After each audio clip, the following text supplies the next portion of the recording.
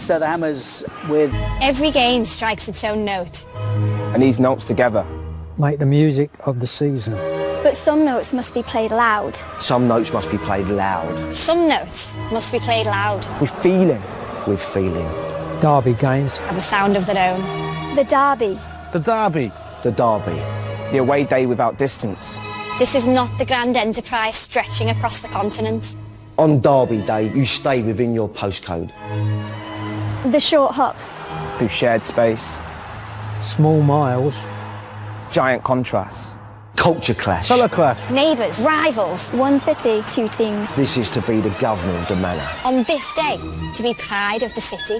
Who, on this day, shall hold sway? This is intimate. This is personal. This is to bring the action right here. You, me, Him. Them. Us. all within touching distance. This will be settled here. Right here upon this stage. Beating the derby drum. The rhythm. The beat of the derby. These are the notes that will drive the music of the season. And who will play these notes? Who will rise to the occasion? Who will lay claim to this stage on derby day? On Derby Day. On Derby Day.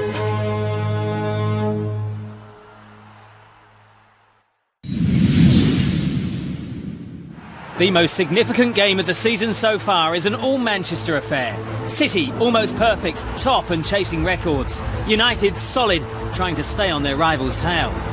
This match will have a big impact on the title race no matter what the outcome. And once again, it's Jose versus Pep. The mind games between the pair played out this week over the fitness of David Silva. You want the true or what do you want? Yeah, I don't want the other manager's version. It's the true, eh?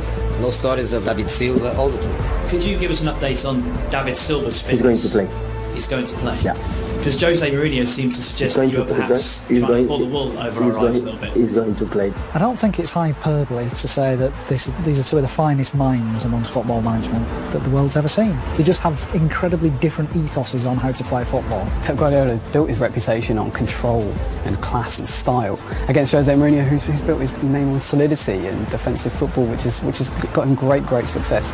This is first against second, but it's more than that. It could decide much more than where Silva ends up this season. It could decide the future of football tactics. So what's changed with Man City this season from last season? One of the key figures of City's play this season has been how well the fullbacks have attacked. If you've got Raheem Sterling bothering you, as an opposition team, if you've got Raheem Sterling bothering you, it opens up a great swathe of space here. Kyle Walker can get into it.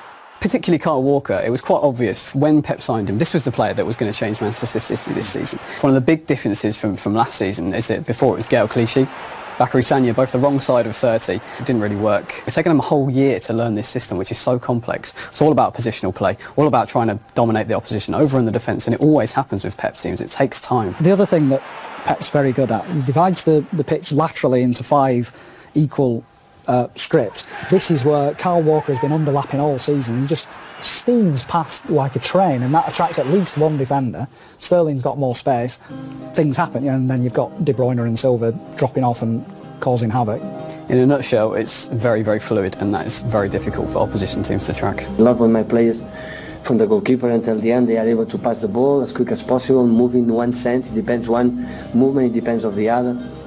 But sometimes it's more difficult to do that because the opponents play the same, but I love it, yeah. I think when you see our patterns like a manager since Barcelona, Bayern Munich here is quite similar in the terms I won the ball.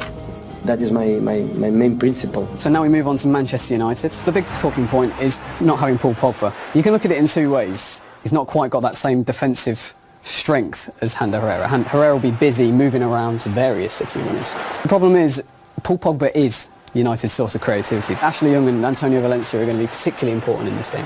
In the absence of Pogba, they're going to be these great outlets out wide. They will on occasion break out, knowing that there's cover in midfield.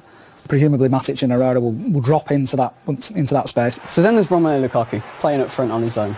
So Martial's going to be playing very close, trying to feed off these knockdowns, get the second balls. They won't be afraid to go direct if they need to. You look at the goal that they scored against Tottenham, that came from a very direct ball to Lukaku, flick on, Martial getting in behind and scoring. Me as a manager, I can try to define a game plan, I can try to work a direction, but football is unpredictable. You don't know what can happen. You know, there are so many things that are out of control that can transform totally the direction of of the games. So this is how we think that Man City and Man United will line up against each other this weekend. United might try to sucker them in to then get behind them. The wingers will be trying to pin back the wing backs if United play a back five, because then that's half of United's team almost out of action. And then there's Fernandinho at the back of midfield. He can change the angle of attack, see if you can find a weakness. This is the only way Pep Guardiola knows, and this Jose Mourinho won't really mind that too much, because the way he'll see that getting at City is probably on the counter. That's how they did it against Arsenal. We know City are vulnerable from the counter. If you've got two attacking full-backs, they need to get back home if United are breaking. All it takes is a quick release, and then you've got a potential problem. These two players here are going to be particularly important for Manchester United. Nemanja Matic and a Herrera. These two players are going to have to marshal this area really, really well, because they'll be wanting to force City's attackers out wide. And the way that the forwards are going to work when split into these areas here, going behind the centre-backs, who are not the quickest, with support from players like Antonio Valencia, who will be trying to exploit any space that Fabian Delph's leave in this area. If any game is going to stop City's gallop, it will be Manchester United, it will be Old Trafford, and it will be Mourinho. I think the only thing we can be sure about in this game is it's going to be a fascinating battle.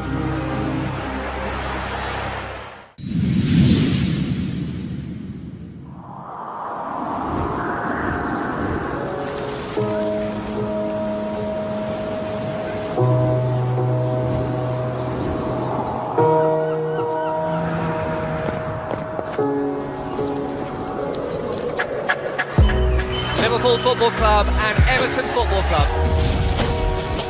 It is about history, ancient and modern. It's Ferguson! McAllister! Cahill! Gerrard! This fixture never represented an easy day at the office for officials. Liverpool down to 10 men. It ends with real controversy in the final second. From the Everton blue! The Merseyside derby, one of the great football occasions. Red or blue, there is no grey area, so let them at it. I know what that means to the people here in Liverpool, because it's my fourth season here, and I know exactly how exciting they are and how important the game is for the supporters, and I know that, and I'm aware of that, and we will give our best for them as well, of course. Yeah, it's the first game you kind of look at as an Everton player.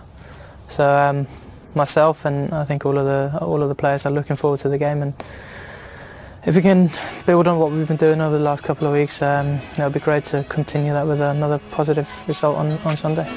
Liverpool, almost spiritual the fervour, the passion embodied by the manager and the fans. So steeped in tradition is this club, and so inspiring their glorious gung-ho attack. 14 points off leaders Manchester City, a title run looks a push. But the form of Philippe Coutinho, Roberto Firmino and PFA Player of the Month Mohamed Salah has been phenomenal. They beat Spartak Moscow 7-0 in midweek, but this is different. It will be hard work. I have no problem with that. I like it. That's derby. There's no favourite in that derby. It's and very often in life it was like this, that the team everybody spoke very positive about before, like you do now about us. But in this game, if you think about it, people would say it will be difficult for Everton. It will be difficult for us as well. And at the end, we have the better chance because we play at Anfield, and that's what we have to show. The light's starting to break through the darkness for Everton, revitalised it seems by new manager Bounce. Sam Allardyce's first official game in charge of victory over Huddersfield, hot on the heels of the 4-0 dismantling of West Ham. With that, they climbed to 10th place. Just one defeat in their last 5, but all that can fade into insignificance. Everton haven't won at Anfield since 1999.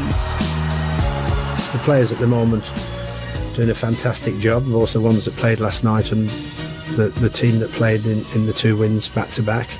But Liverpool's a different kettle of fish. It's the big test and the big derby with the players who are in outstanding form on the front line, particularly at the minute, that we've got to try and master on Sunday.